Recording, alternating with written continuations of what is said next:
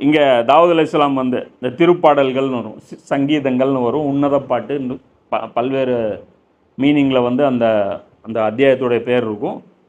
சங்கீதங்கள், திருப்பாடல்கள் 81வது அதிகாரத்தில் 11வது 11, 12, 13 அதில் வந்து தாவூத் அலைஹிஸ்ஸலாம் வந்து சொல்கிறாங்க, ஆனால் என் மக்கள் என் குரலுக்கு செவி சாய்க்கவில்லை.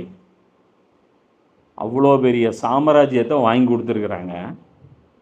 என்ன, பறவைகள் இவரோட சேர்ந்து அல்லாஹ்வை துதிக்குது, மலைகள் வந்து தாவூத் நபிக்கு வந்து கட்டுப்படுது.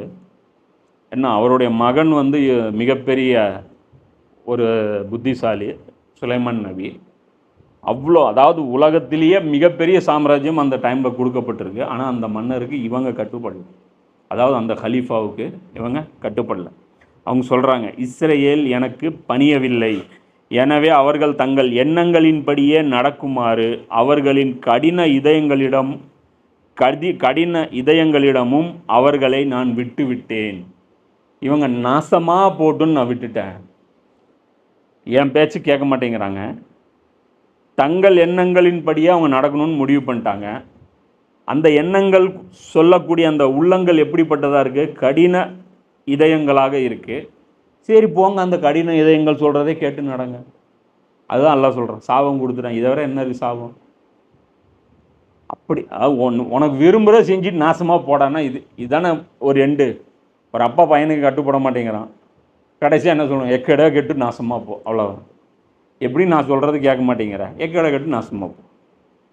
உன் அழிவு நீயே தேடிக்கிட்டு அதுக்கப்புறம் நாம் ஒன்றும் பண்ண முடியாது. புரியுதா? என் மக்கள் எனக்கு செவிசாய்த்திருந்தால், இஸ்ரேலர் நான் காட்டிய வழியில் நடந்திருந்தால் எவ்வளவோ நலமாக இருக்கும்.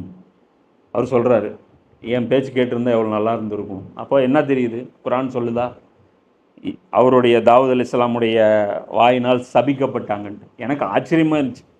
ஏன்னா ஈசா நபி வாயினால் சபிக்கப்பட்டாங்கன்னா ஒரு மீனிங் இருக்குது. ஏன்னா ஈசா நபி வந்து இவங்களுடைய குறைகளை சுட்டி காட்டினாங்க, அதனால் அவங்களுக்கு கடுப்பாச்சு, அதனால் அவங்க சபிக்கப்பட்டாங்க. தாவூத் அலைஹிஸ்ஸலாம் வந்து அவங்க ஹீரோங்கிறாங்க. ஏன்னா அவங்க தான் ஜெருசலத்தில் வந்து அவங்க ஆட்சி வந்து நிறுவனாங்க. அந்த இடத்துல வந்து பைத்துல் முகத்தஸ் அவருடைய மகன் தான் வந்து கட்டுறாரு. மிகப்பெரிய சாதனையாக சொல்கிறாங்க. இன்றைக்கும் எடுத்து பாரு, டேவிட் அண்ட் கோலியத்து தான் அவங்க வந்து பெரிய அந்த ஒரு பேட்டிலாக வந்து அவங்க சொல்கிறாங்க.